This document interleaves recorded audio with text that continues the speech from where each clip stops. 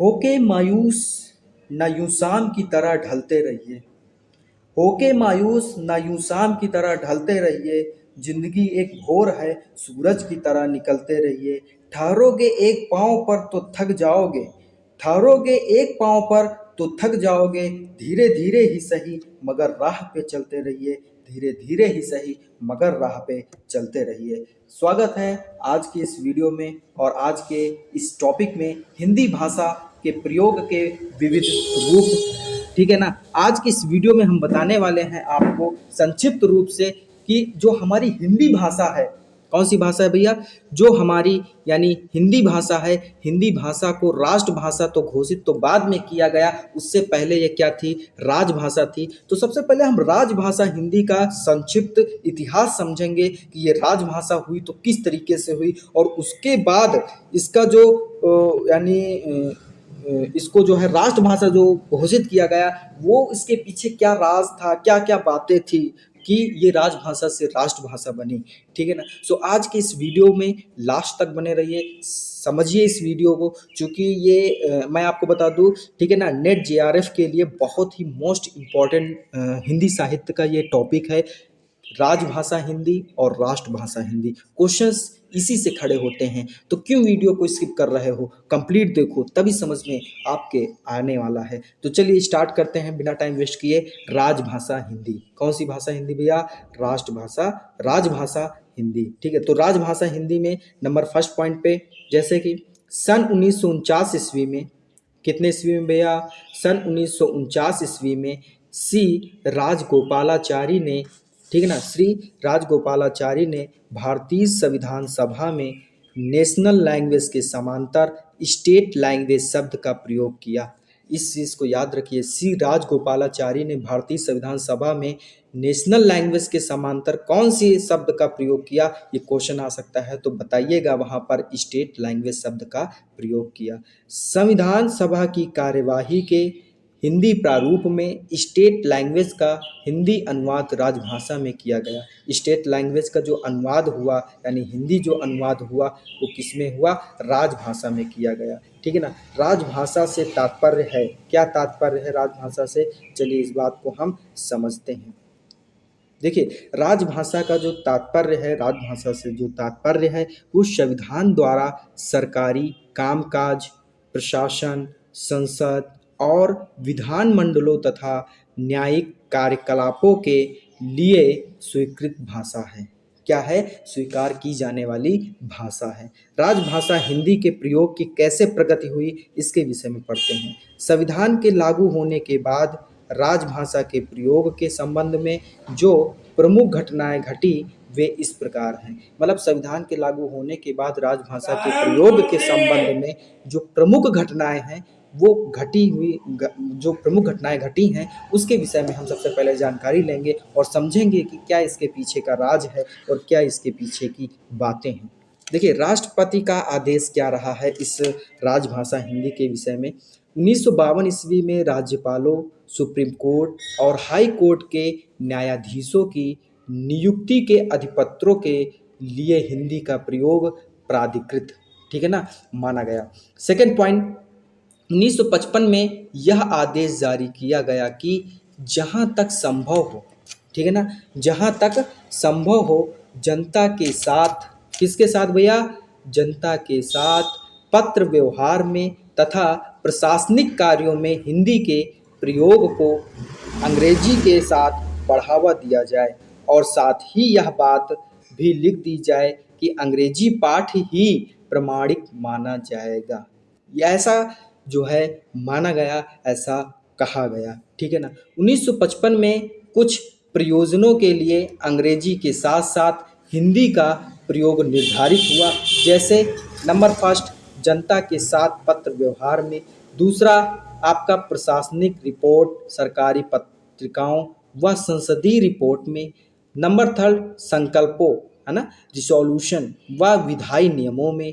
चौथा, हिंदी को राजभाषा मान चुके राज्यों के साथ पत्र व्यवहार, ठीक है ना, पत्र व्यवहार में। आई बात समझ में।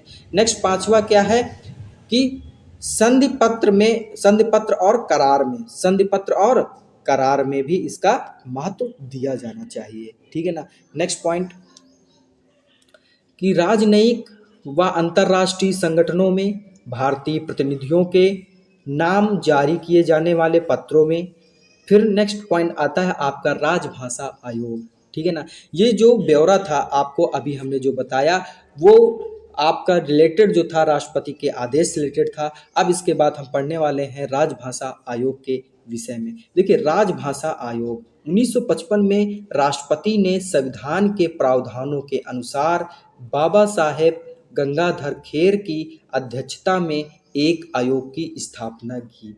क्वेश्चन आ सकता है 1955 ईस्वी में राष्ट्रपति ने जो संविधान के प्रावधान जो सुनिश्चित किए थे राजभाषा आयोग के अंतर्गत, उसमें किसकी अध्यक्षता में ये आयोग की स्थापना की थी? तो बाबा साहेब गंगाधर खेर की अध्यक्षता में। इस पॉइंट को नोट कर लीजिए या नोट कर लीजिए, कहीं पर इंपॉर्टेंट है। इस आयोग ने राजभाषा के प्रयोग के बारे में जो सुझाव दिए उनमें से प्रमुख इस प्रकार हैं। पारिभाषिक शब्दावली निर्माण की गति तीव्र होनी चाहिए। अंतर्राष्ट्रीय शब्दावली को थोड़े हेर फेर के साथ स्वीकार कर लेना चाहिए। ठीक है ना, स्वीकार कर लेना चाहिए। और क्या है पॉइंट में इन्होंने क्या क्या कहा? इन्होंने कहा हिंदी क्षेत्र के विद्यार्थियों को एक और भाषा विशेषता दक्षिण भारत की भाषा अवश्य सीखनी चाहिए। नेक्स्ट पॉइंट 14 वर्ष की आयु तक प्रत्येक विद्यार्थी को हिंदी का ज्ञान करा दिया जाना चाहिए और प्रशासनिक कर्मचारियों को निश्चित अवधि के अंदर हिंदी का कार्य साधक ज्ञान प्राप्त होना चाहिए। इसके लिए पुरस्कार और दंड की व्यवस्था भी की जानी चाहिए। मतलब कड़ाई के साथ राजभाषा को इन्होंने स्वीकारने पर जोर दिया। ठीक है ना, किसमें? राजभाषा आयोग ने। ठीक है ना। नेक्स्ट पॉइंट में चलते हैं और यहाँ पर देखने का प्रयास करते हैं। प्रतियोगी परीक्षाओं में हिंदी का एक अनिवार्य प्रश्न पत्र रखा जाना चाहिए। ठीक है ना, प्रतियोगी परीक्षाओं में हिंदी का एक जो अनिवार्य प्रश्न पत्र रखा जाना चाहिए, आज भी ये चीज़ चल रही है। ठीक है ना। तो ये राजभाषा आयोग ने ही इस बात को स्वीकार किया है और उसने राजभाषा जब हिंदी थी तभी इसको कह दिया गया। देवनागरी लिपि को अखिल भारतीय लिपि के रूप में विकसित किया जाना चाहिए। देवनागरी लिपि को अखिल भारतीय लिपि के रूप में क्या किया जाना चाहिए? विकसित किया जाना चाहिए। हिंदी के विकास का दायित्व सरकार की एक प्रशासकीय इकाई पर डालना चाहिए। भारत की भाषाओं में निकटता लाने के प्रयास करने चाहिए, यानी भारत की भाषाओं में निकटता यानी पास पास लाने का प्रयास करना चाहिए, उनका अपनापन लाने का प्रयास करना चाहिए। नेक्स्ट, उच्च न्यायालयों में क्षेत्रीय भाषाओं का जो प्रयोग होना चाहिए वो किस तरीके से है? देखिए कहा गया कि उच्च न्यायालयों में क्षेत्रीय भाषाओं का भी प्रयोग होना चाहिए। ठीक है ना। नेक्स्ट पॉइंट आता है, आप जब समाप्त आपका हो जाता है यानी राजभाषा आयोग, आपके अभी जो हम आपको बता रहे थे वो था राजभाषा आयोग। जब राजभाषा आयोग समाप्त हो जाता है तो उसके बाद आपका आता है संसदीय राजभाषा समिति ने इसके विषय में क्या अपनी ठीक है ना क्या सुझाव रखे, क्या उन्होंने इसके विषय में बताया, इसके विषय में हम जानते हैं। चलिए क्या बताया संसदीय? इन सुझावों का परीक्षण करने का दायित्व संसद की राजभाषा समिति को सौंपा गया। समिति ने 1959 ईस्वी में जो सुझाव दिए वो इस प्रकार हैं। कौन कौन सुझाव दिए? नंबर पहला, जब तक कर्मचारी और अधिकारी हिंदी का कार्य साधक ज्ञान प्राप्त न कर ले तब तक वे अंग्रेजी में कार्य करते रहें। ठीक है ना, पहला ये। दूसरा, 45 वर्षों के ऊपर की उम्र वाले सरकारी कर्मचारियों को हिंदी के प्रशिक्षण से छूट दे देनी चाहिए। ठीक है ना। नेक्स्ट पॉइंट में क्या कहा? नेक्स्ट पॉइंट में कहा कि उच्च न्यायालयों के क्या है? उच्च न्यायालयों के निर्णयों आदेशों आदि को अंग्रेजी में ही रखना चाहिए। ठीक है। केंद्रीय सेवाओं में परीक्षाओं के माध्यम के रूप में अंग्रेजी को ही बने रहने देना चाहिए। नेक्स्ट पॉइंट में कहा 1965 के बाद हिंदी प्रधान भाषा हो जाए। 1965 के बाद क्या हो जाए? हिंदी प्रधान भाषा हो जाए। एक चीज़ हम आपको बता दें, हिंदी को प्रधान भाषा 1965 के बाद माना गया। ठीक है ना, इस बात को समझते हैं आप। और ये हम लोगों के लिए बहुत ही दुख की बात है, क्योंकि तब क्या होता था ना, जो एक्चुअल में क्या था कि हमारे यहाँ जो लास्ट पैगाम पे जो शासन किए वो अंग्रेजों ने किया। तो उन्होंने जो अंग्रेजी जो छोड़ रखी है ना, लोग बहुत कहते हैं ना अंग्रेजों ने छोड़ रखी है, आप बहुत अंग्रेजी मारो, ये बात हकीकत की है, ये झूठी बात नहीं है, ये हकीकत की बात है कि आज हम लोग बताइए 1965 के बाद हमारा, ठीक है ना, देश आज़ादी के कम से कम न जाने कितने साल बाद, ठीक है ना, 1965 के बाद हिंदी प्रधान भाषा हो जाना चाहिए, तब ये शब्द बोल रहे हैं, वो भी बड़ी कठिनाई के साथ। ये होता है संसदीय, बात समझ रहे हैं ना, मतलब उतना ज़्यादा उनको इंग्लिश से लगाव था कि हिंदी पर भी उन्होंने ध्यान इस बात पर दिया ही नहीं, ठीक है ना। चलिए नेक्स्ट पॉइंट पे आते हैं। उपर्युक्त दोनों सिफारिशों पर राष्ट्रपति का आदेश, इस पर पढ़ते हैं इनका क्या सुझाव रहा, इन्होंने क्या कहा, ठीक है ना, राष्ट्रपति का क्या आदेश रहा है। दोनों सिफारिश जब हो गए, ठीक है ना, पहला किसका होगा, राजभाषा आयोग का हो गया, दूसरा संसदीय का हो गया, तो इन दोनों के सिफारिशों के बाद राष्ट्रपति का देखो क्या आदेश आया कि राजभाषा आयोग तथा संसदीय राजभाषा समिति की सिफारिशों पर विचार करने के उपरांत राष्ट्रपति ने जो आदेश जारी किया उसके प्रमुख बिंदु इस प्रकार हैं। कौन कौन से बिंदु हैं, चलिए समझते हैं। पहला बिंदु ये है इनका, इन्होंने कहा राष्ट्रपति ने 45 वर्ष से कम उम्र वाले कर्मचारियों के लिए हिंदी का प्रशिक्षण अनिवार्य कर दिया जाए। फिर अखिल भारतीय सेवाओं में भर्ती किए के लिए परीक्षा का माध्यम जो है अंग्रेजी बना रहे हैं। धीरे धीरे हिंदी और अन्य क्षेत्रीय भाषाओं को माध्यम बनाने की व्यवस्था की जाए, ठीक है ना, ये अच्छी बात है। हिंदी में वैज्ञानिक और तकनीक शब्दावली के विकास के लिए एक स्थायी आयोग का निर्णय किया जाए, ठीक है ना, एक क्या किया जाए, स्थायी आयोग का निर्णय किया जाए। विधायी, नेक्स्ट पॉइंट में है आपका, विधायी आयोग की स्थापना की जाए जो विधिकोश का निर्माण करे ताकि विधि संबंधी शब्द हिंदी में अनुवादित हो सके, ठीक है ना। शिक्षा मंत्रालय हिंदी के प्रचार की व्यवस्था करे। इस कार्य को गैर सरकारी संस्थाओं की भी मदद ली जा सकती है। राजकाज में हिंदी के प्रगामी प्रयोग के लिए गृह मंत्रालय योजना तैयार करे। गृह मंत्रालय क्या करे, योजना तैयार करे।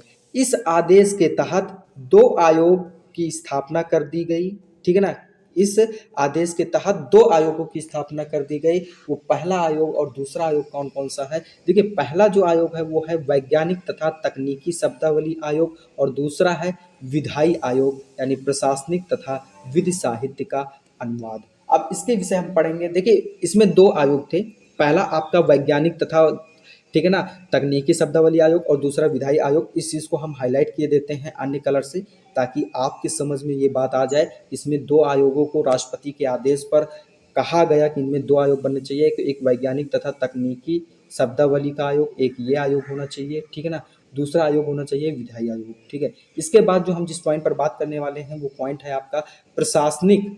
कौन सा भैया, भैया कौन सा है आपको बता देते हैं, यहाँ पर पहले टिक लगा लेते हैं ताकि आपके भी समझ में आए और, ठीक है ना, हम बताएं भी आपको सही तरीके से। देखिए क्या है इसमें, इसमें ये है जब आयोग राष्ट्रपति के किए गए आदेश पर बना, ठीक है, तत्पश्चात प्रशासनिक तथा विधि साहित्य का अनुवाद, इसके विषय में हमने जानना शुरू किया। इसके विषय में क्या है, सबसे फर्स्ट पॉइंट में इसमें कहा गया, सबसे नंबर फर्स्ट पे राजभाषा अधिनियम, राजभाषा अधिनियम 1967 में यथा संशोधित हुआ, इसको फिर से संशोधित किया गया। हालांकि ये 1963 राजभाषा अधिनियम हुआ, ठीक है ना, संशोधित करने का प्रयास फिर से इसको 1967 में हुआ। नेक्स्ट इस पे हम बात करते हैं। संविधान के उपबंधों के अनुसार 1965 में हिंदी के भारत की एकमात्र राजभाषा बनना था, पर इससे ठीक पहले अहिंदी क्षेत्रों विशेषतः पश्चिमी बंगाल तथा तमिलनाडु में हिंदी विरोधी आंदोलन प्रारंभ हो गए। ऐसी स्थिति में जवाहरलाल नेहरू ने अहिंदी भाषी क्षेत्रों को आश्वासन दिया कि हिंदी को एकमात्र राजभाषा स्वीकार करने से पहले अहिंदी क्षेत्रों की सहमति प्राप्त की जाएगी। इसी आश्वासन की पूर्ति के लिए यह अधिनियम बनाया गया, जिसके प्रमुख प्रावधान इस प्रकार हैं। मतलब उस टाइम में क्या था कि जवाहरलाल नेहरू जी जो थे उन्होंने इस चीज़ को माना कि अगर हमको, ठीक है ना, यानी राजभाषा हिंदी को स्वीकारना है तो हमें हिंदी जो, मतलब जहाँ पर ऐसे क्षेत्र जहाँ हिंदी नहीं बोली जाती है, वो लोग इस चीज़ पर क्या करते थे, मतलब एक प्रकार से झगड़ा करने के उद्देश्य से थे, आंदोलन विरोध करने के उद्देश्य से थे, आंदोलनों के विरोध से थे। तो उनकी सहमति प्राप्त की जाए सबसे पहले, ऐसा जवाहरलाल नेहरू ने कहा। तो इसी आश्वासन पर क्या कहा, एक अधिनियम बनाया गया जिसके प्रमुख कुछ प्रावधान रहे हैं, ठीक है। और वो जो अधिनियम था उसे अधिनियम कहते हैं राजभाषा अधिनियम, जो हम 1963 हम आपको बता रहे हैं।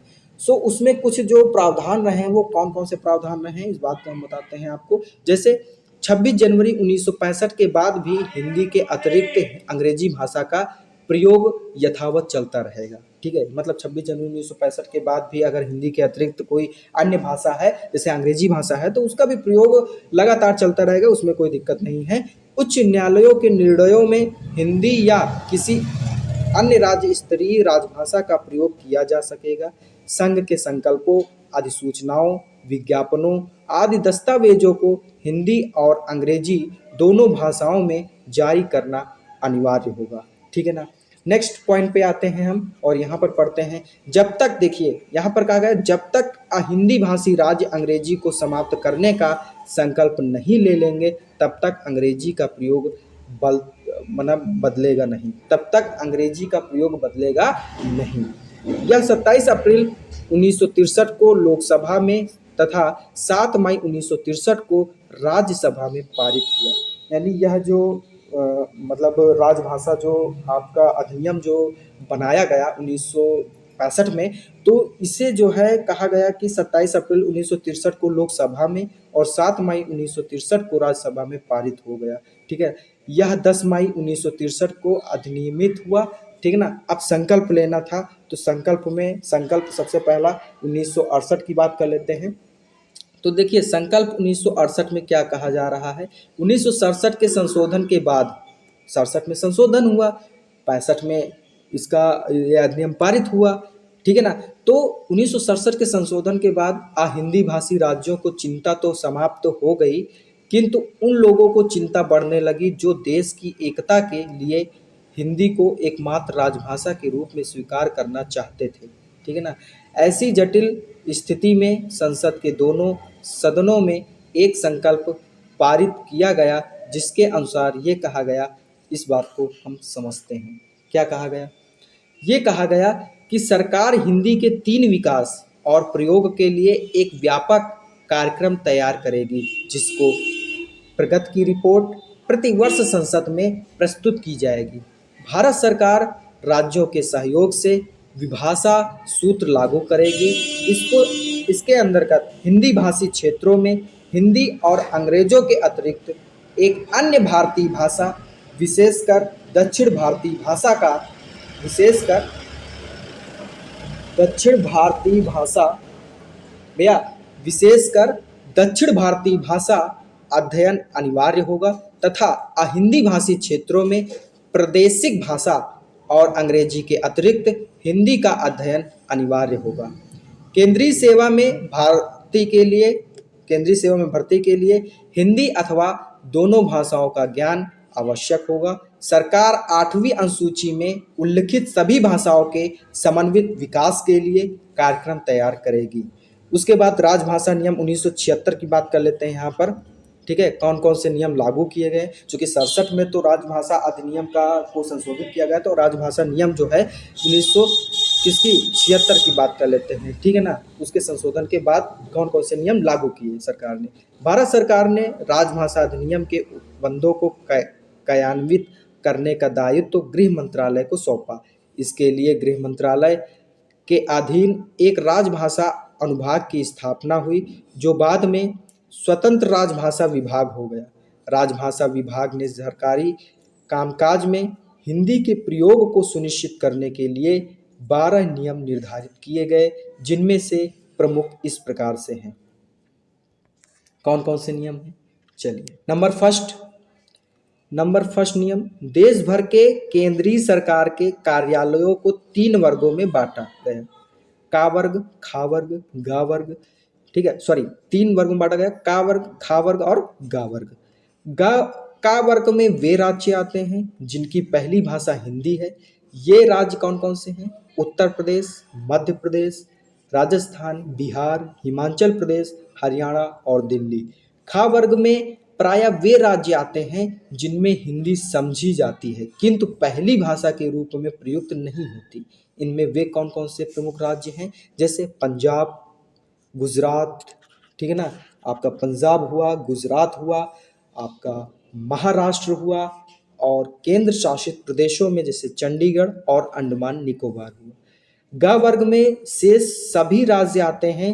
इन राज्यों में प्रायः हिंदी नहीं समझी जाती है। ये राज्य हैं पश्चिमी बंगाल, उड़ीसा, उत्तर पूर्वी क्षेत्र के सभी राज्य तथा दक्षिण भारत के चारों राज्य। ठीक है ना।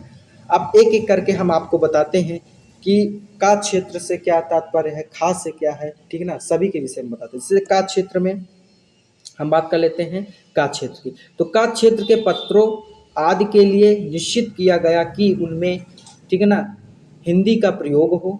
अगर अंग्रेजी का प्रयोग किया जाए तो साथ में हिंदी अनुवाद भी भेजा जाए।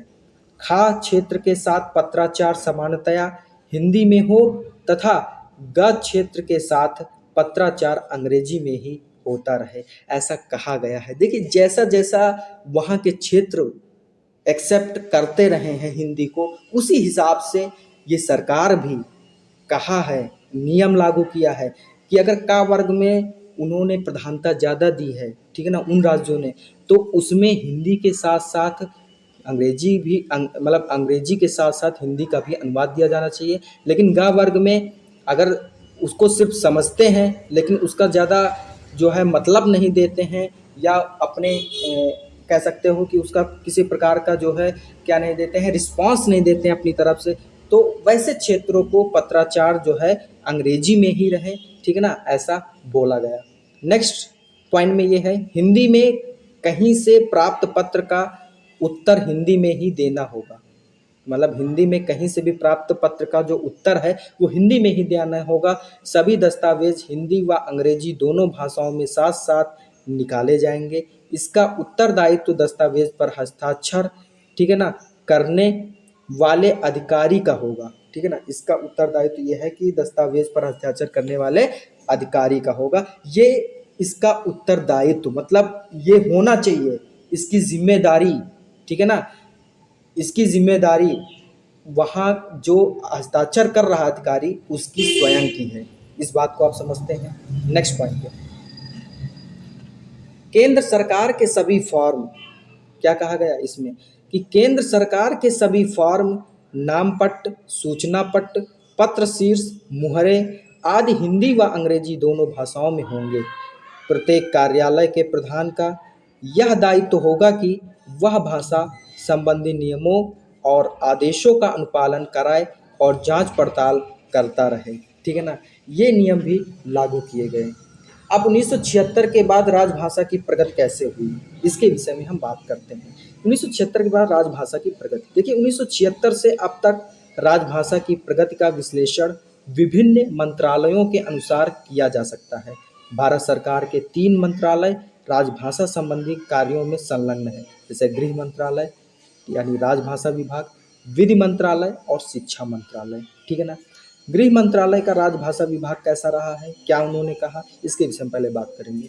राजभाषा विभाग प्रत्येक वर्ष अपने उद्देश्य तय करता है तथा सभी मंत्रालयों पर उद्देश्य पूरे करने के लिए दबाव बनाता है। क्या करता है, दबाव बनाता है। वर्ष के कार्यक्रमों में कई बातों पर ध्यान दिया जाता है, जैसे कि कितने प्रतिशत कर्मचारी, ठीक है ना, कितने प्रतिशत कर्मचारी हिंदी में काम करने लगे, कितने टंकड़ और आशुल्क अपने तकनीकी ज्ञान का हिंदी में प्रयोग करने लगे, हिंदी के लिए काम करने वाली स्वैच्छिक संस्थाओं ने कितने कार्य संपन्न किए, इन सभी का विवरण भी उन्हें देना होगा। ठीक है ना, विभाग के अंदर। तो ये चीज़ें भी नियम में लागू कर दी गई, बता दी गई, समझा दी गई। नेक्स्ट पॉइंट, यह विभाग हिंदी नहीं जानने वाले अधिकारियों के लिए प्रशिक्षण कार्यक्रम भी चलाता है। मतलब जो कर्मचारी हिंदी के विषय में नहीं जानते हैं, उन्हें उनका ज्ञान नहीं है, तो उसके लिए भी सरकार ने प्रशिक्षण कार्यक्रम भी चलाया, जिसके लिए इस विभाग के अंतर्गत केंद्रीय हिंदी प्रशिक्षण संस्थान की स्थापना की गई। जिसके अंतर्गत किसकी स्थापना की गई? केंद्रीय हिंदी प्रशिक्षण संस्थान की स्थापना की गई। कर्मचारियों के प्रशिक्षण के लिए 3 पाठ्यक्रम प्रबोध, प्रवीण और प्राज्ञ बनाए गए हैं। 3 पाठ्यक्रम बनाए गए हैं प्रशिक्षण से रिलेटेड। पहला पाठ्यक्रम है प्रबोध, प्रवीण और प्राज्ञ बनाए गए हैं। नेक्स्ट पॉइंट में हम देखते हैं, इसी विभाग के अंतर्गत केंद्रीय अनुवाद ब्यूरो की स्थापना भी की गई है, जिसका कार्य प्रशासनिक प्रकार के प्रत्येक साहित्य का अनुवाद करना है। ब्यूरो सरकारी सामग्री के अतिरिक्त सार्वजनिक उपकरणों, प्रतिष्ठानों तथा बैंकों की सामग्री का अनुवाद भी कैसे किया है? ठीक है, अनुवाद भी करता है। ठीक है, उपकरणों, प्रतिष्ठानों तथा बैंकों की सामग्री का अनुवाद भी करता है। इसके अतिरिक्त अनुवादकों को प्रशिक्षण करने का कार्य भी, ठीक है ना, प्रशिक्षित करने का कार्य भी इसी को सौंपा गया है। आई बात समझ में? इसी को सौंपा गया है। राजभाषा विभाग का सबसे महत्वपूर्ण कार्य यह है कि वह केंद्रीय हिंदी समिति और मंत्रालयों को हिंदी समितियों की बैठकों का आयोजन करके उनमें तालमेल बैठाता है। नगर राजभाषा कार्यान्वयन समितियों के कामकाज को निर्धारित करता है। इसके अतिरिक्त वो अन्य मंत्रालय राजभाषा के क्षेत्र में काम कर रहे हैं, उनके साथ संपर्क बनाए रखकर राजभाषा के विकास में आने वाली सभी बाधाओं को दूर करता है। नेक्स्ट मंत्रालय कहता है विधि मंत्रालय। ठीक है, इससे पहले वाली जो मंत्रालय थी आपकी, ठीक है ना, जिसके विषय में हमने इसमें जाना गृह मंत्रालय। अभी इसके बाद 3 मंत्रालय बनाए गए, गृह मंत्रालय, विधि मंत्रालय, शिक्षा मंत्रालय। अभी हम पढ़ने वाले हैं विधि मंत्रालय के विषय में। विधि मंत्रालय है क्या? देखिए, विधि मंत्रालय का विधायी विभाग क्या कहता है? मूलतः विधि साहित्य के अनुवाद से संबंधित कार्य करता है। यह विभाग लगभग सारे विधि साहित्य का अनुवाद कर चुका है। इसके अतिरिक्त संसद में आने वाले सभी विधेयक पहले से हिंदी अनुवाद तैयार करके पेश किए जाते हैं। अपनी एक और योजना के तहत अब यह विभाग समस्त विधि अनुवाद को इंटरनेट या निकनेट के माध्यम से पूरे भारत में उपलब्ध कराने में सक्षम हो गया है। आई बात समझ में? क्या हो गया भैया? सक्षम हो गया है। नेक्स्ट, शिक्षा मंत्रालय की बात कर लेते हैं। यहाँ पर ये आपका लास्ट मंत्रालय है जो राजभाषा के विषय में अपनी बात को स्पष्टता रखता है और समझता है। अब इसकी बात कर लेते हैं। शिक्षा मंत्रालय और इसके अंतर्गत स्थापित केंद्रीय हिंदी निदेशालय मुख्य रूप से शिक्षा के क्षेत्र में राजभाषा हिंदी की संभावनाओं को तलाशने और तराशने में जुटा हुआ है। उच्च शिक्षा में प्रयुक्त होने वाली पुस्तकों का हिंदी में अनुवाद, स्तरीय पुस्तकों का हिंदी में प्रकाशन, द्विभाषी व त्रिभाषी कोशों का निर्माण आदि को इसके कार्य हैं। वैज्ञानिक तथा तकनीकी शब्दावली का निर्माण भी इसका एक प्रमुख कार्य है। इसकी पहल पर सरकार ने वर्ष 1997 में हिंदी विश्वविद्यालय, ठीक है ना, वर्धा की स्थापना की है। किसकी? 1997 में हिंदी विश्वविद्यालय वर्धा की स्थापना की है, जो उच्च शिक्षा के प्रत्येक क्षेत्र में हिंदी के विकास तथा शोध कार्य में अत्यंत महती भूमिका निभा रहा है। ठीक है ना। तो ये था आज का पूरा संपूर्ण इतिहास राजभाषा हिंदी के विषय में।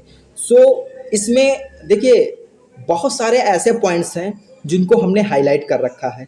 उन पॉइंट को तो विशेषकर अपने नोटबुक में नोट कर लीजिए। बाकी इसे कंप्लीटली मैंने आपको समझा दिया गया, बता दिया गया है, ठीक है ना, क्या है, क्या चीज़ें हैं, ठीक है ना। तो इसे आप एक नहीं कम से कम मान कर चलिए कि अगर आप दो तीन बार केवल पढ़ लेते हैं तो आपके समझ में पूरा आ जाता है। आपको पता है, देखिए अगर आप हिंदी साहित्य से हैं तो मुझे लगता है कि आपको ये चीज़ मालूम होगा कि हिंदी भाषा को राष्ट्रभाषा बनने में कितना संघर्ष करना पड़ा, और जब वो बना तो आज कितना अच्छा लग रहा है कि हमारी जो मातृभाषा हिंदी है वो कहाँ कहाँ तक फैली हुई है, ठीक है ना। और हिंदी भाषा प्रयोग का जो विविध रूप आज का टॉपिक था, जिसमें हमने राजभाषा हिंदी के विषय में आपको बताया है, पीछे इसे आपको अच्छे से समझ में आया होगा। यदि समझ में आया है, टॉपिक क्लियर हुआ है, चीज़ें क्लियर हुई हैं, तो वीडियो को ज़रूर लाइक करें और हमारे चैनल को सब्सक्राइब करें, ताकि हम आपको ऐसे ही इंटरेस्टिंग जो टॉपिक हैं, जो नेट जीआरएस से रिलेटेड हैं, और भी जो इम्पोर्टेंट पॉइंट्स हैं उनको हाईलाइट करके आपको समझाएं और आपके समझ में अच्छे से आ जाए। सो वीडियो को फुली वॉच करने के लिए बहुत बहुत धन्यवाद।